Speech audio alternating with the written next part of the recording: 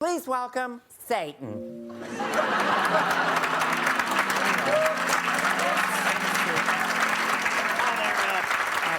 Let's have fun. It likes all kinds of flesh, doesn't it? Somebody who shares your temperament and values. Someone like, oh, I don't know. Could it be Satan? Good Lord. I have returned. I'm going back to hell. They're nicer there. Well, that was an eventful church chat.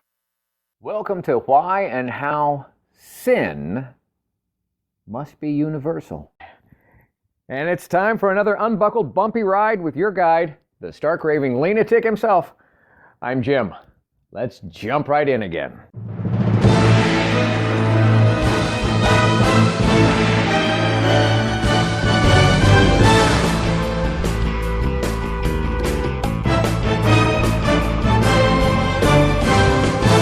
Welcome to my podcast based on my brand new book, available on Amazon, Live Life Lean, L-E-A-N. It's a year-long guide to gratitude and our daily grind. The book that combines some timeless wisdom from a whole lot of the world's wiser people with the reflections, reactions, and wisecracks of the guide's author, me. And it guides you, the reader, through the simplest system for a happy, healthy, authentic, and genuinely grateful everyday experience. I urge you to get the book. Of course I do. I wrote it. It's either at Amazon or at my website, ampurage.com. A-M-M-P-U-R-A-G-E. But even without it, let's make next week better than last, our next year better than the past, and get started now with today's episode of... So, wow. Tough talk time here. This is tough stuff to swallow, kind of stuff most folks don't want to talk about. They don't want to listen to it. They definitely don't want to read about it. Because if they did, they'd spend less time reading on Twitter and Facebook and more time reading Timothy in their faith book, a.k.a. the Bible. Let's talk sin, shall we? Oh, what? It's not a good time right now? You have another appointment to get to? Maybe we can talk later, huh? How convenient.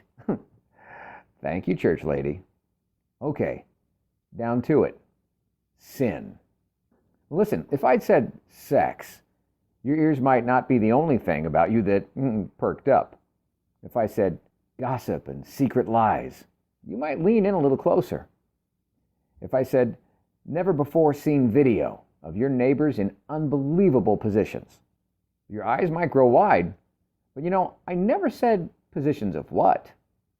See, some things are tempting until we slap on the label of sin.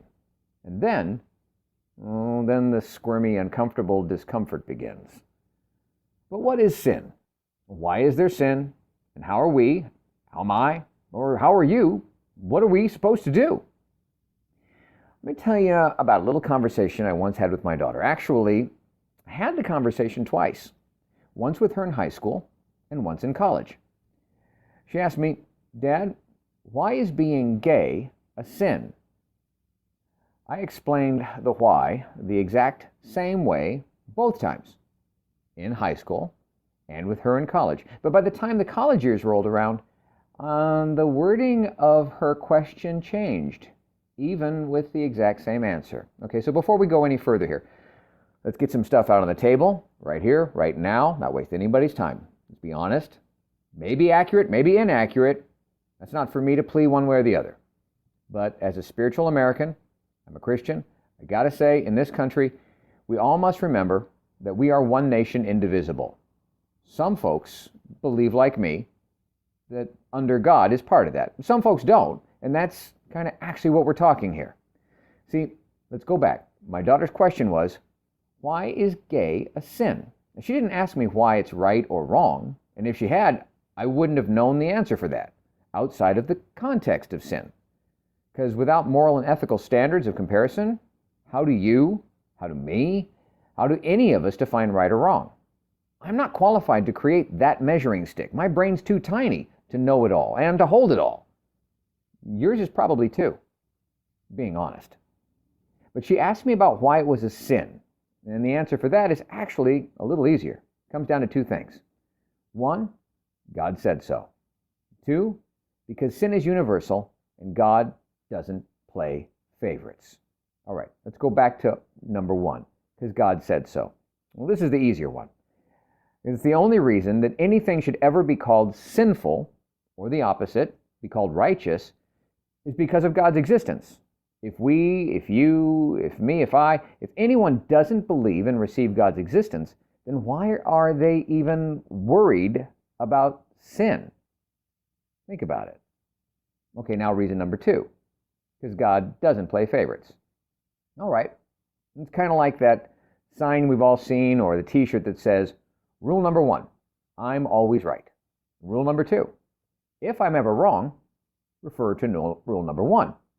Okay, in other words, accepting God's existence, accepting God's sovereignty is essential to even have a discussion about why something is or is not a sin. That being said, assuming God's sovereignty, do you want a God that plays favorites?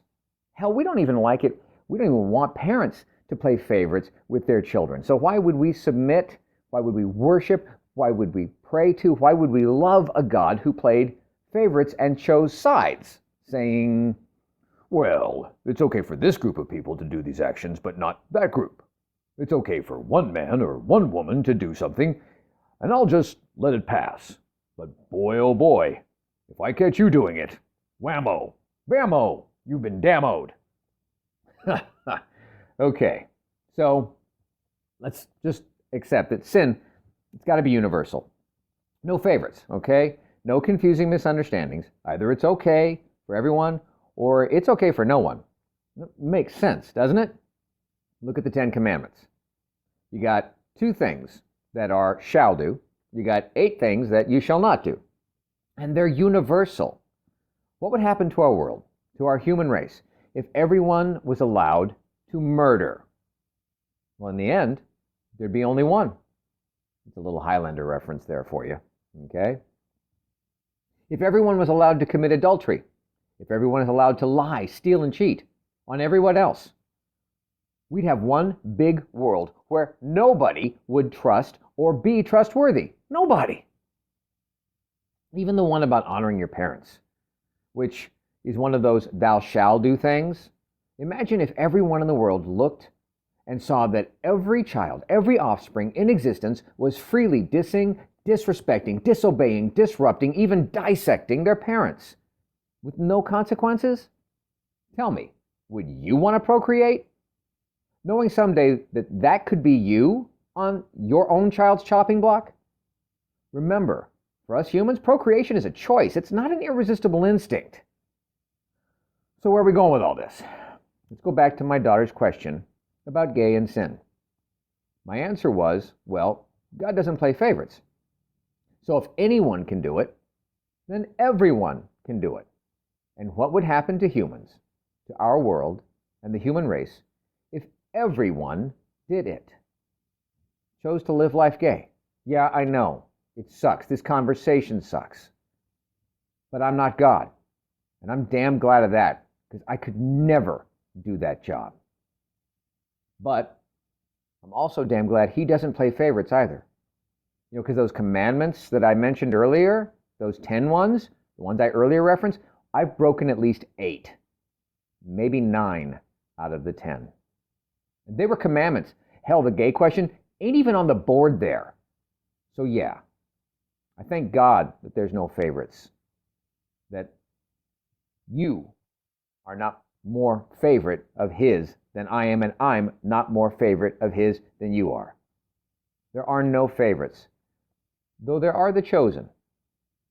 And all, I mean all, can be forgiven if you know who to ask. Hint, hint. See, we're talking about sin here. If you look at sin as a noun, the definition, an immoral act considered to be a transgression against divine law. An example of which? A sin in the eyes of God. Divine law, not man's law. There's nothing like a sin in the eyes of humans. A sin is in the eyes of God. And if you remember, I mentioned that my daughter rephrased the question when she asked it another time later on. See, by the time she made it to college, she changed the question a little bit, but she still asked why it was a sin. I started to answer again, but she interjected this time with, "Oh, but God, Dad, leave God out of this." I told her, I can't, because that would be the biggest sin of all, leaving God out. Remember that sin, S-I-N, in Latin means without. In Mexico, if you want to order water without ice down in Cancun, it's agua sin hielo, also known as water without ice. Sin, sin hielo, without ice.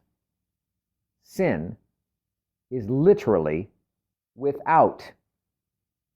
Leave God out of it? Sin without God? And that is one conversation that should never be too conveniently avoided. And now, more words of wisdom from the Live Life Lean Guide itself to wow your socks off. Entry number 60. The greater part of our happiness, or misery, depends on our dispositions and not our circumstances. Martha Washington. And the guide's point of view on this? I know a gal who taught her kids that they alone were responsible for their happiness, even when they were all alone. So what do you think about this? Using the Live Life Lean guided system, what have you learned lately that's new? What have you earned that wasn't just handed to you? Where have you added to the world that wasn't about you? Now be grateful for all of that. Reflect on it, respect it, and navigate somewhere next. Thank you for listening. I hope you're enjoying your copy of the Live Life Lean, L-E-A-N guide. Enjoying it almost as much as I did creating it. And if you don't have a copy yet, go on over to amperage.com or Amazon and get started today experiencing the amazing power of knowing every day is literally yours to be grateful about. And you need never feel unfulfilled again. I'm Jim Hall. And until next time, good health, God bless. And now, go get a little dirty learning something new. Earning what's not given to you. Adding to this crazy world that we share. And navigating your way to something new and next.